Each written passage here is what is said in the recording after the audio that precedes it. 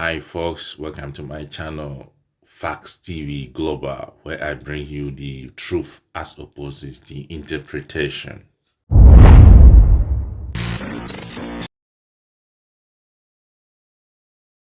Okay, some bit of migration issues in Eastern Europe, and probably maybe you've seen it on the international media and you don't know what is going on the grounds. I tell you what it is now. Somewhere last year, Belarus organized a general election, and the incumbent won the election. And the international observers and then the international community believes that the election results was massaged in favor of the incumbent, which the leader, the flag bearer, was Alexander Lukashenko, who has ruled the country since 1994. And for that matter, they asked him to step aside and reorganize another election because they believe that it was the opposition who won the election, and he refused to step down. So since he refused to step down, European Union also impounded sanction on their government, and for that matter, the whole country. And as a result of that, the administration of Alexander Lukashenko decided to also pull back in a way of losing security on their side of the border to allow migrants to move to European Union. So organized migrants were carried from countries like Iraq and Afghanistan. And some Africans also took advantage of this situation and also joined the movement to also cross the border to Europe. Some of them tried to cross from Lithuania, Poland, and the rest. And this is what happened. When you get to Belarus, it's very easy to cross to the other side of the border.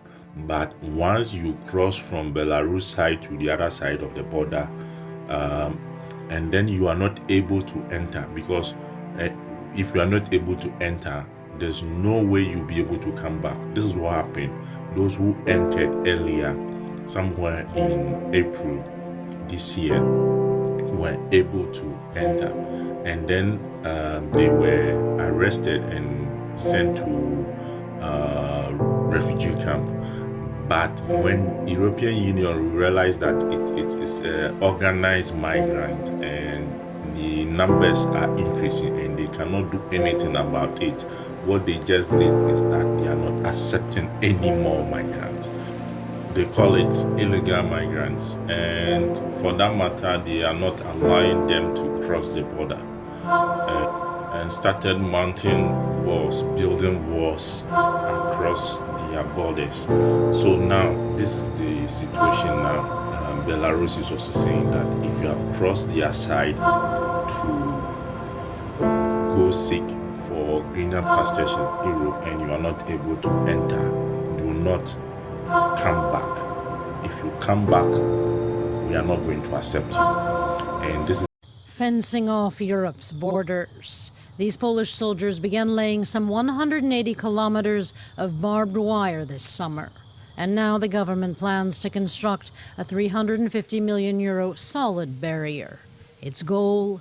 To keep neighboring Belarus from encouraging migrants, largely from Iraq and Afghanistan, to pass through Belarus and into the European Union. There is a hybrid war on the Polish-Belarusian border, a massive and forcible displacement of citizens from other countries organized by the Lukashenko regime. This is the major problem. Lithuania, too, has begun building a wall along its Belarus border. European officials have accused the Belarusian leader, Alexander Lukashenko, of creating an immigration crisis as an attempt to push back against EU sanctions. We share a common ambition, a common goal. We are not against migration, but we are against illegal migration. From Spain to to Estonia to Bulgaria, European nations are erecting fences, like this imposing barrier that's just been completed in Greece along its border with Turkey. And a dozen nations have requested EU funds to erect their border walls, arguing that the move protects all of the free travel Schengen zone. But for some, such a move goes against the fundamental tenets of the European Union. The idea of having a Europe that is open, prosperous and welcoming continent is demolished by these countries. In response to the request for wall funding, the EU Commission repeated that while it isn't against border protections, it will not finance fences, arguing that migration policies offer better solutions than a fortressing of Europe.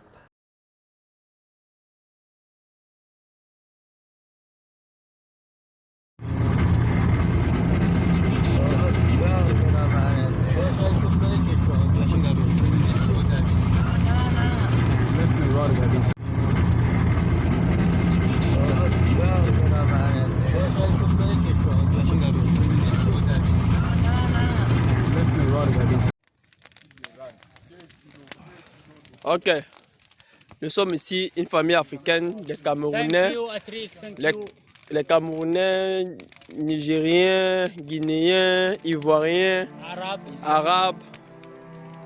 Nous vous montrons de la manière par laquelle nous sommes maltraités par les Bélarusses. Nous sommes à la frontière Bélarus-Lituanie. Tous les jours, nous sommes maltraités. Nous voudrons rentrer chez nous. Regardez comment nous dormons dans la forêt en plein hiver, dans le froid. Les Bélarusses ne veulent pas nous libérer. Ils prennent nos puces, nos téléphones, notre argent. Regardez ce que les Bélarusses nous font. Dormir. Regardez. Nous dormons, ça fait il y a presque une semaine, nous sommes dans la forêt. Regardez ce qu'ils font. Ils arrachent tout. Nos téléphones, tous nos trucs. Nous sommes comme ça à la forêt de la Lituanie. Même nos frères de l'Union européenne ne veulent pas nous recevoir chez eux. Nous plaidons, tout le monde entier, de voir cette vidéo.